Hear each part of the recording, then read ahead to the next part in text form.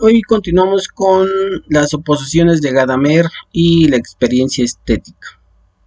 Eh, Gadamer es un filósofo este, que va a tener como idea fundamental la hermenéutica, pero de eso ahorita vamos a platicar un poco. Vamos a decirles que pues Gadamer nació en Hamburgo el 11 de febrero de 1900. Él prácticamente su vida la vive en la Segunda Guerra Mundial. Eh, Tiene grandes confrontaciones, como muchos de los intelectuales de ese momento, con el partido comunista, que pues prácticamente era el partido de Hitler, ¿no? Entonces, la razón es que vive en Frankfurt mucho tiempo, y es ahí donde va a publicar tres de sus grandes libros, que los vamos a ver más adelante, tres de sus grandes libros y que tienen que ver mucho con la hermenéutica.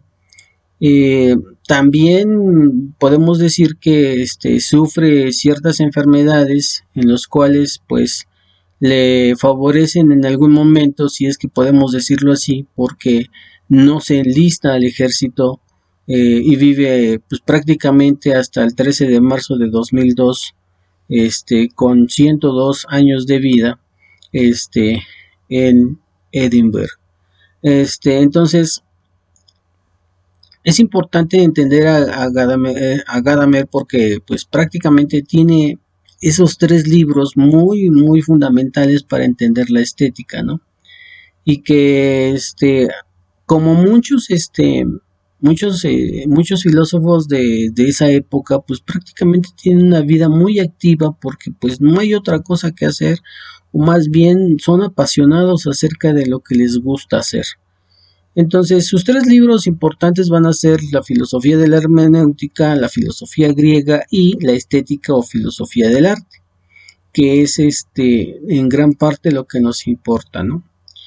Eh, Gadamer va a tener tres líneas de análisis, de los cuales estas tres líneas de análisis tienen que ver con la hermenéutica. Entiéndese la hermenéutica como una interpretación eh, de las cosas, ¿no? En este caso del arte. Una interpretación de lo que se mire, lo que se ve.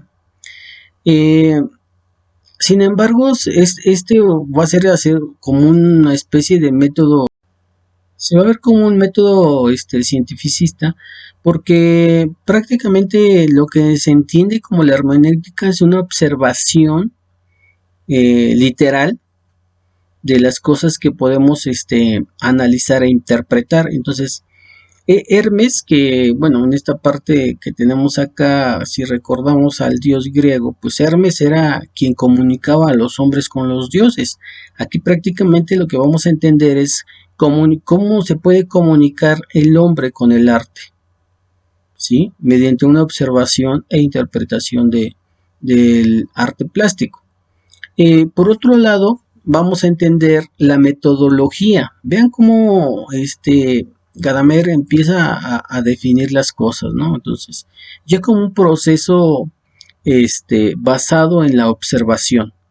Si aquí arriba nosotros entendemos a la hermenéutica como un método cientificista, en la parte de la metodología de la interpretación ya es todo, es otra cuestión, ¿no? Una metodología, una forma de interpretar el arte como tal.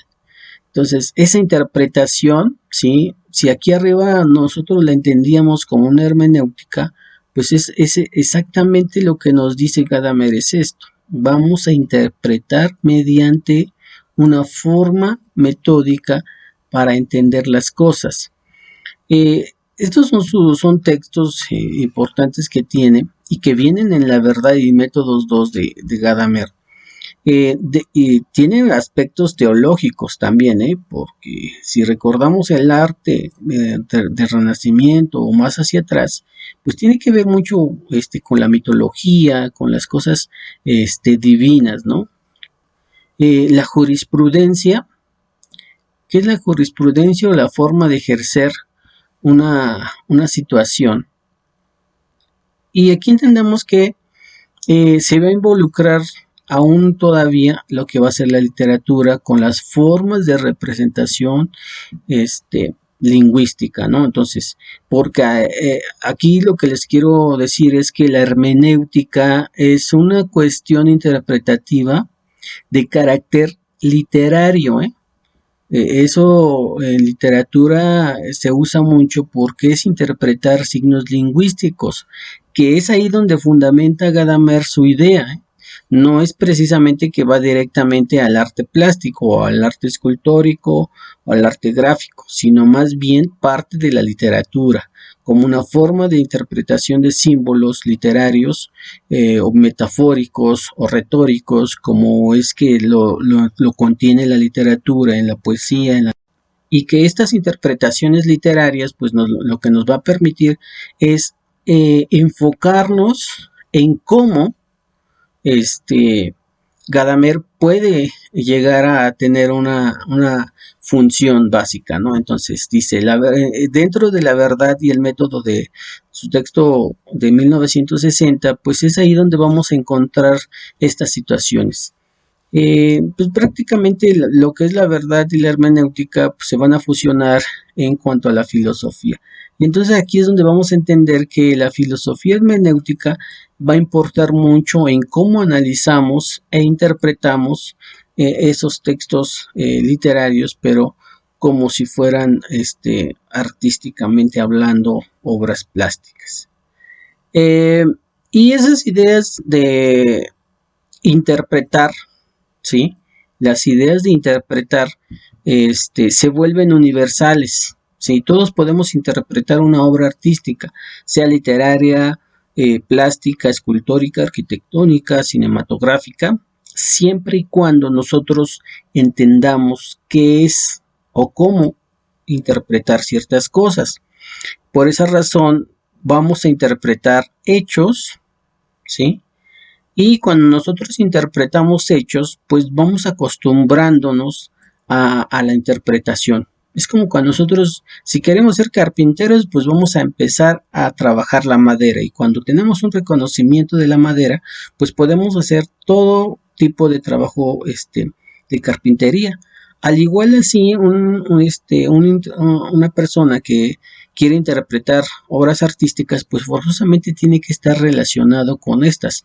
Si no, pues prácticamente no va a tener un enfoque interpretativo o hermenéutico. Sin embargo, en nuestra vida moderna nos vamos a encontrar ciertas rivalidades o dualismos, si es que queremos hablar de eso, dualismos o de ideas o movimientos que van a contrapuntear una con otra. Si recordamos, los movimientos artísticos se van contrapunteando, ¿no? Entonces, por ejemplo, si empezamos desde la época clásica, el contrapunto es la Edad Media, ¿no? Y de la Edad Media, el Renacimiento va en contra de ciertos movimientos artísticos medievales, y así sucesivamente el Renacimiento con el neoclasicismo, toda corriente artística se va oponiendo a la anterior, y así sucesivamente, ¿no? Entonces, el romanticismo al neoclasicismo, el modernismo al romanticismo, las vanguardias al modernismo, y así sucesivamente hasta llegar a nuestra época, ¿no? Entonces, eso tiene que ver con el relativismo, ¿sí? Con lo relativo de las cosas postmodernas, ¿no? Entonces, ¿cómo es que todas estas ideas postmodernas pues llegan a encajonar a Gadamer en unas oposiciones muy yo diría que no son tan complejas, pero sí tienen una carga significativa muy simbólica, porque hasta esto, más allá de ser una interpretación hermenéutica, también es una interpretación para mí semiótica, ¿sí? La semiótica, que es el que se encarga de estudiar los símbolos. Y los vamos a ver en este momento una parte, porque esta sesión se va a dividir en dos partes. Son un poco extensos los temas, entonces lo vamos a dividir en dos partes. Y cuando nosotros entramos a esa interpretación o esa posición relativa de hermenéutica universal, nos vamos a encontrar con estas interpretaciones de hechos, ¿sí? Que es de las que hablábamos en este punto. Ahorita vamos a trabajar solamente con estos y espero terminar esta para que en la próxima clase trabajemos estos dos puntos. Entonces, la interpretación de hechos nos dice Gadamer que cuando nosotros miramos la realidad, la miramos de acuerdo a lo que nosotros queremos ver. Entonces, es algo así como la dualidad que nos presenta Platón, con su ejemplo de quién fue primero, el huevo o la gallina, ¿no? Entonces, esta idea es del pienso, actúo y siento, ¿sí? Yo soy el centro. Dice Gadamer que nosotros vamos a ser el centro del universo. Por eso la hermenéutica universal. Esa hermenéutica universal en donde nos conlleva a definirnos. A ver, yo puedo interpretar una obra plástica como esta, pero que creen que también alguien más puede hacerlo, no solamente yo lo puedo hacer. Sin embargo, si alguien lo interpreta, yo también soy capaz de interpretar esos hechos. Entonces, y eso va a depender de lo que yo miro o lo que yo estoy viendo a mi alrededor. Dice, en esta imagen que nosotros tenemos, lo que nos indica Gadamer es que o lo podemos ejemplificar con las ideas que nos indica Gadamer sobre cómo podemos interpretar, ¿no? Yo cómo puedo interpretar la forma en la que las cosas se pueden cambiar, ¿sí? Si recordemos en la pintura que hacíamos del barquito o del barco que está sobre la playa, y recordemos que cada quien tenía una idea específica de lo que quería hacer, ¿sí? Cada quien interpretó el diseño que teníamos en original y cada quien lo hizo a su manera de ver. Entonces, yo como centro neurálgico de todo, ¿sí? Tengo que pensar, ¿sí? Tengo que pensar para actuar y ver qué es lo que yo puedo hacer. Pero ese hacer lo tengo que ver con lo que siento. ¿Qué es lo que yo siento? ¿Qué es lo que me agrada? Me agrada ver una playa o me agrada ver una playa sin sol. Es como yo lo quiera ver. Entonces, esa va a ser el mundo. Entonces, en este ejemplo que tenemos acá, pues es algo así como lo que queremos ver, ¿no? Entonces, todos quieren ver su diseño, piensan cómo creen que lo pueden hacer. Y esos van a ser las interpretaciones de los hechos, ¿sí? Cómo interpretamos un hecho. Entonces, piensen en una idea que que ustedes quieran interpretar, ¿no? Entonces, un hecho circunstancial, por ejemplo. Yo aquí les estoy colocando esta pequeña imagen, ¿sí? ¿Cómo se sienten ustedes? Esta imagen a ustedes, ¿qué les da a entender? ¿Es protesta? ¿Sí? ¿Es una protesta? ¿O es estar simplemente levantando el puño? ¿Es una protesta o es libertad? Una libertad de expresión. ¿Ustedes qué pueden pensar? Entonces, con esta interpretación que ustedes hacen de esto, de esta interpretación de hecho, quiero que ustedes representen qué es, si es una protesta, ustedes cómo protestan o cómo muestran libertad. ¿Sí? ¿Su libertad es protesta o su protesta es una libertad? Entonces, ¿cómo ustedes pueden interpretar esto? Dos conceptos. Protesta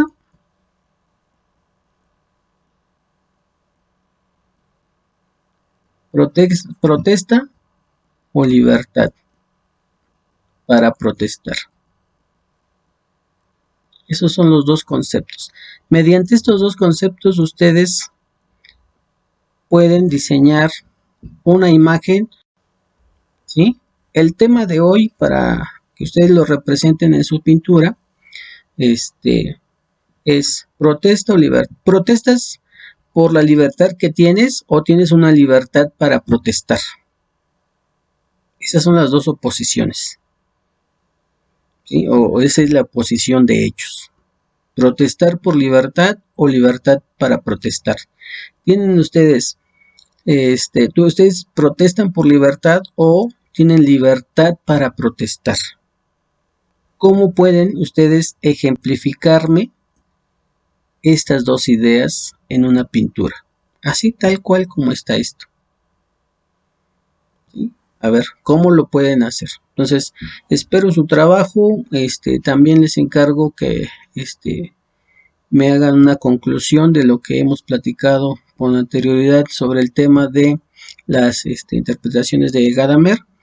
Y bueno, eso va a ser una hoja blanca con encabezado y su pintura. Ya, o sea, hay algunos chicos que me han estado mandando sus trabajos no solamente en pastel, sino ya en acuarela. Ustedes si pueden seguir trabajando con pasteles, no hay problema. Eso sería todo por el día de hoy. Entonces espero sus trabajos. Gracias chicos, nos vemos.